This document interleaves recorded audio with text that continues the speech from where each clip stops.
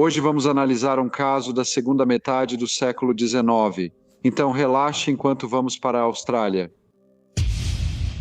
Mary Ann McCarthy nasceu em 1834 em Galway, na Irlanda, durante um período de pobreza generalizada e tensão política em todo o país. A maioria da população vivia em áreas rurais, trabalhando na terra, e as condições de vida eram frequentemente difíceis. A educação para crianças irlandesas pobres era limitada, sobretudo no interior, onde só recebiam o ensino básico e a maioria começava a trabalhar assim que possível. Nos anos da infância de Mary Ann, a Irlanda passava por um período de habitação superlotada, disputas por terras e conflitos crescentes entre proprietários e inquilinos. Como muitas famílias irlandesas da época, sua infância ocorreu em um período de dificuldades econômicas e divisão social. Em 1849, quando tinha 15 anos, ela foi selecionada para participar do esquema de órfãs da fome de Earl Grey. Esse foi um programa de emigração assistida pelo governo britânico, criado durante a fome da batata na Irlanda no final da década de 1840, que enviou milhares de jovens órfãs irlandesas para a Austrália. Recebeu esse nome em homenagem a Henry Grey, secretário britânico para as colônias. Durante a fome, muitas famílias irlandesas ficaram na miséria e muitas crianças foram para casas de trabalho após perderem os pais ou serem abandonadas por falta de recursos.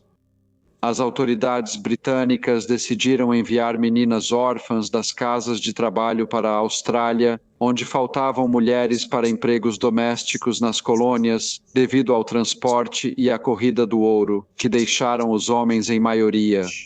Pelo programa, meninas geralmente entre 14 e 19 anos eram selecionadas das casas de trabalho irlandesas e recebiam passagem assistida para as colônias australianas de Nova Gales do Sul, Vitória e Austrália do Sul. Após a chegada, eram levadas a depósitos de imigração e contratadas como empregadas domésticas. Cerca de 4.000 meninas viajaram para a Austrália pelo programa e muitas se casaram e se estabeleceram permanentemente nas colônias.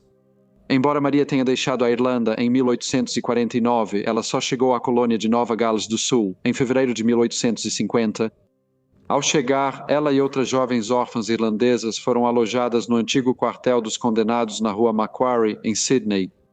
Apesar de contratadas por empregadores locais, muitas garotas ficavam em situações muito vulneráveis.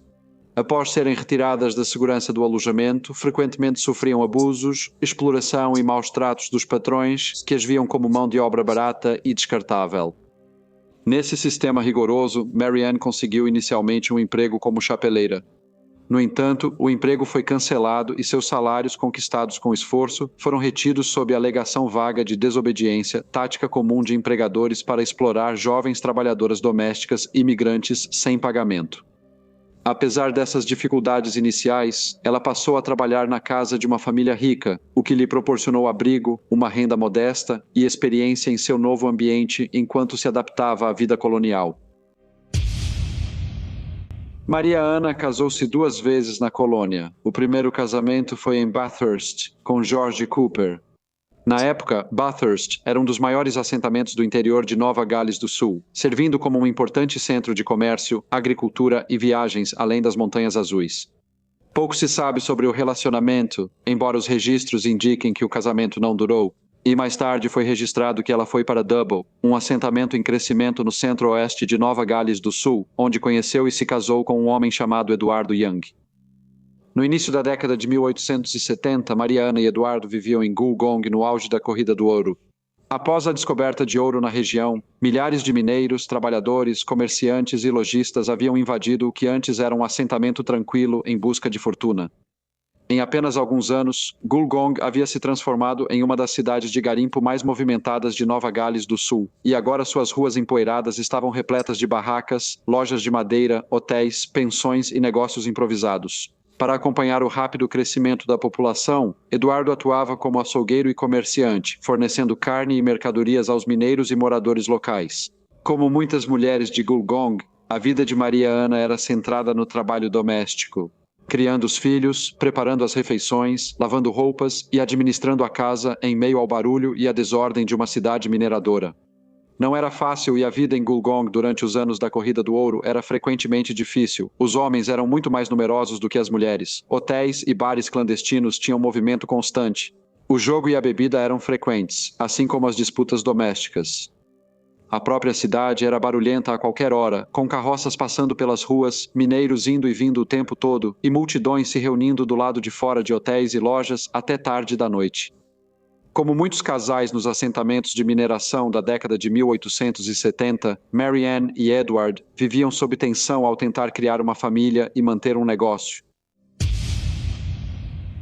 A manhã de terça-feira, 20 de fevereiro de 1872, começou com uma amarga discussão verbal entre Mary Ann e Edwards em sua loja no número 4 da North Blacklead, em Gulgong.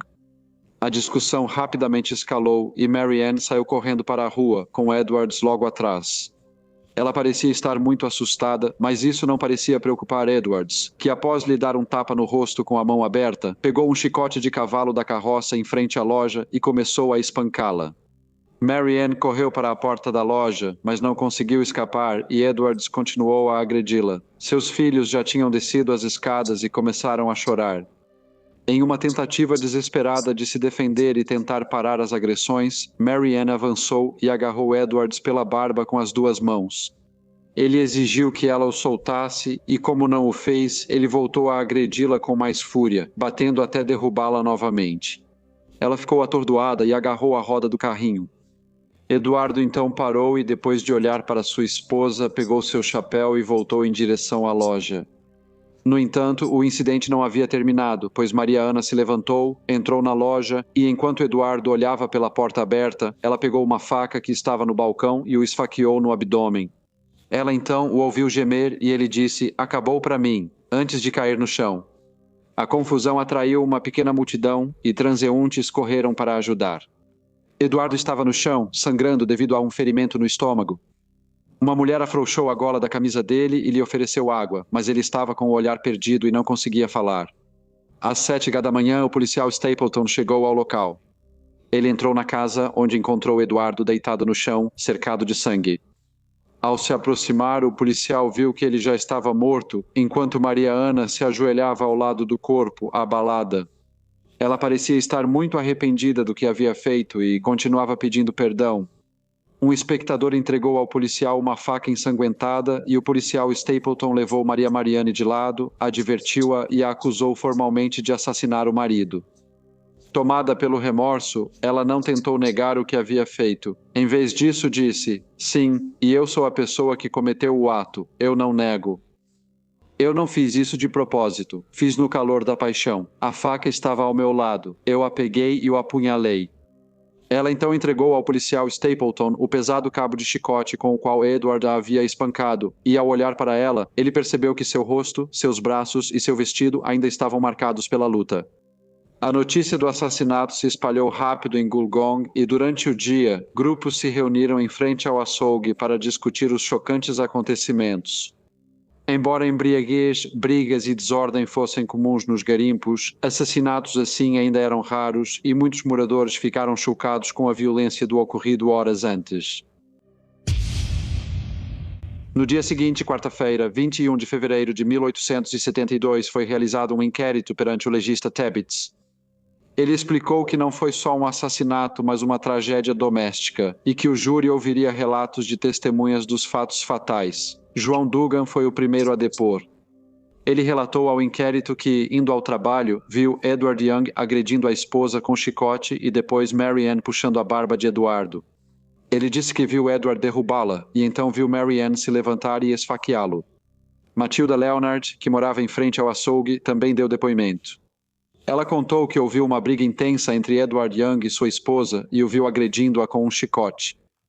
Ela também disse que viu Mary Ann agarrá-lo numa tentativa de fazê-lo parar, antes de Edward jogá-la contra a roda da carroça.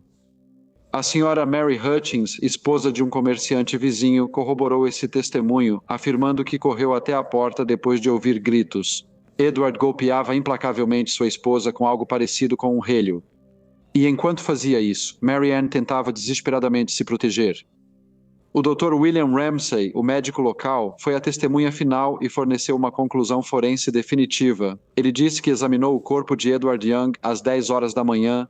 Em 20 de fevereiro, confirmou-se que a morte foi causada por ferimento abdominal de 5 centímetros de comprimento e 15 centímetros de profundidade que abriu o fígado do homem. O doutor afirmou que isso teria causado morte quase imediata. Todas as testemunhas confirmaram que o casal há muito tempo era atormentado pelo ciúme e que frequentemente havia brigas entre eles. O representante legal de Mary Ann, Sr. Clark, argumentou que, embora o encaminhamento para julgamento fosse inevitável, uma acusação capital de assassinato não poderia ser mantida. Dada a extrema provocação e o abuso físico que ela havia sofrido, ele defendeu que ela fosse encaminhada a julgamento sob a acusação menor de homicídio privilegiado. O júri concordou e Mary Ann Young foi encaminhada para julgamento. No sábado, 16 de março de 1872, Mary Ann Young compareceu ao Tribunal de Seções de Mudgee, o principal tribunal criminal regional dos distritos ocidentais de Nova Gales do Sul.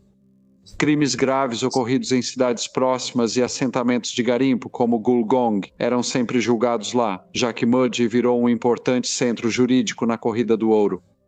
Com milhares de mineradores e colonos circulando pelo distrito, o tribunal enfrentava um fluxo constante de casos, que envolviam coisas como violência, roubo e embriaguez de toda a região.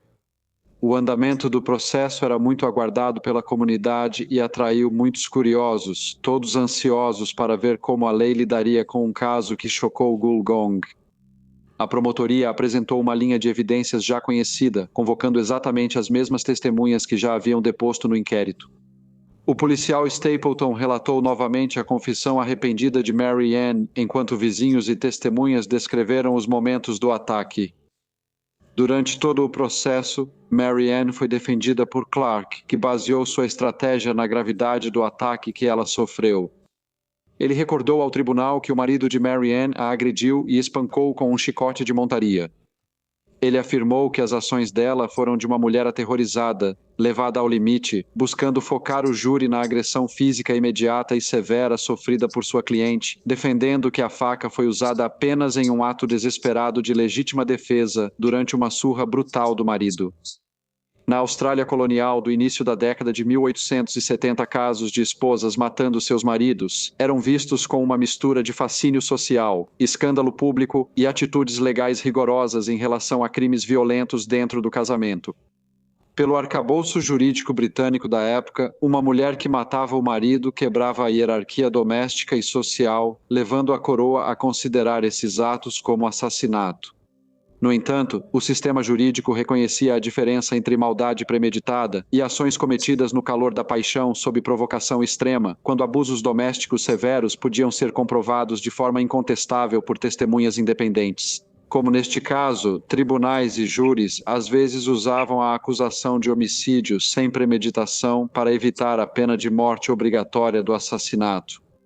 Isso permitia aos tribunais reconhecer a gravidade de matar o marido, mas também entender uma mulher que cometia esse crime apenas para sobreviver à violência intolerável. O julgamento de Mary Ann Young durou apenas um dia, e após a promotoria e a defesa apresentarem seus argumentos finais e o juiz resumir o caso, o júri foi enviado para deliberar. Quando eles retornaram, o porta-voz anunciou que consideraram a ré Mary Ann Young culpada da acusação menos grave de homicídio. No entanto, ele notou que, refletindo a simpatia do público e as evidências claras do sofrimento dela, eles acompanharam o veredito com uma recomendação de clemência, citando a provocação extrema e o abuso físico brutal que Mary Ann havia sofrido nas mãos do marido antes do golpe fatal ser desferido. Após o veredito, o juiz sentenciou Mary Ann Young a 6 meses de prisão. Pouco se sabe sobre a vida de Mary Ann após ser libertada da prisão. Após o julgamento, ela sumiu dos registros dos jornais. Em algum momento, ela acabou se estabelecendo em Moore Park, em Sydney, uma área ao sudeste da cidade que, na década de 1880, estava se desenvolvendo cada vez mais à medida que Sydney continuava a se expandir além de seu antigo centro colonial. Após anos em assentamentos de mineração e cidades do interior, Mary Ann passou seus últimos anos nos subúrbios em expansão da capital colonial. No dia 19 de dezembro de 1887, Mary Ann faleceu após tomar uma dose de clorodina, um remédio popular à base de láudano que era amplamente utilizado durante o século XIX para dores, insônia, tosses e problemas estomacais. Ela tinha 53 anos na época de sua morte, encerrando o capítulo final de uma vida que a levou da Irlanda aos campos de ouro australianos e aos tribunais coloniais. Após o homicídio culposo de seu marido, decorrente de um ato de violência doméstica em 1872, O caso dela se tornou bastante conhecido porque refletia a crescente disposição de alguns júris e juízes do século XIX em distinguir entre assassinato premeditado e atos cometidos por mulheres que viviam sob circunstâncias violentas e abusivas. Uma questão que seguiria no debate jurídico e público por gerações. Olá a todos e muito obrigado por ouvirem. Como de costume, por favor, deixem qualquer comentário ou sugestão que vocês tenham e espero ver todos vocês novamente no próximo Briefcase.